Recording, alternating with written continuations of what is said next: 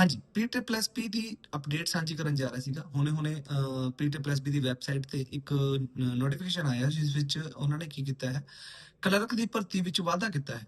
Clerk ਦੀ ਭਰਤੀ ਹੁਣੇ ਹਾਲ ਫਿਲਹਾਲ ਦੇ ਵਿਚਕਾਰ ਆਈ ਸੀ, ਇਸ਼ਤਿਹਾਰ ਨੰਬਰ 11/2025 ਵਿੱਚ। ਇਸ ਭਰਤੀ ਵਿੱਚ ਕਲਰਕ ਦੀਆਂ 69 ਪੋਸਟਾਂ ਸੀਗੀਆਂ ਤੇ ਇੱਕ IT ਦੀ ਇੱਕ ਪੋਸਟ ਸੀਗੀ, ਮਤਲਬ ਟੋਟਲ 70 ਪੋਸਟਾਂ ਸੀਗੀਆਂ। ਇਹ ਜਿਹੜੀਆਂ ਪੋਸਟਾਂ ਹੁਣ 86 ਹੋ ਚੁੱਕੀਆਂ ਹੈਗੀਆਂ, ਤਾਂ 2 ਪੋਸਟਾਂ ਹੋਰ ਕਲਰਕ IT ਦੀ ਵੱਧ ਚੁੱਕੀਆਂ, ਮਤਲਬ ਟੋਟਲ ਦੀ ਗੱਲ ਕਰਾਂ ਅਰਾਊਂਡ 90 ਦੇ ਅਰਾਊਂਡ ਪੋਸਟਾਂ ਬਣ ਚੁੱਕੀਆਂ ਹੈਗੀਆਂ। ਤਾਂ ਕਲਰਕ ਦੀਆਂ ਪੋਸਟਾਂ ਜਿਹੜੀਆਂ ਹੈਗੀਆਂ ਹੋਰ ਵੀ ਵਧੂਗੀਆਂ, ਹੋਰ ਵੀ ਮੰਨ ਕੇ ਚਲੋ ਜਿਵੇਂ ਡਿਪਾਰਟਮੈਂਟ ਦੀ ਕੋਲ ਹੁੰਦੀ ਹੈ ਤਾਂ ਬੋਰਡ ਦੁਆਰਾ ਇਹ ਪੋਸਟਾਂ ਨੂੰ ਵਧਾਇਆ ਜਾਂਦਾ ਹੈਗਾ। ਤਾਂ ਆਪਣੀ ਤਿਆਰੀ ਪੱਕੀ ਕਰਦੇ ਰਹੋ, ਕਲਰਕ ਦੀਆਂ ਹੋਰ ਭਰਤੀਆਂ ਵੀ ਆਉਗੀਆਂ।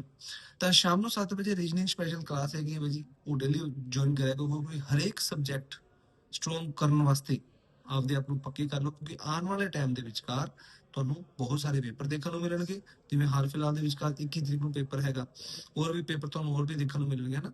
ਤਾਂ ਮਿਲਦੇ ਆਪਾਂ 7 ਵਜੇ ਕਲਾਸ ਦੇ ਵਿਚਕਾਰ।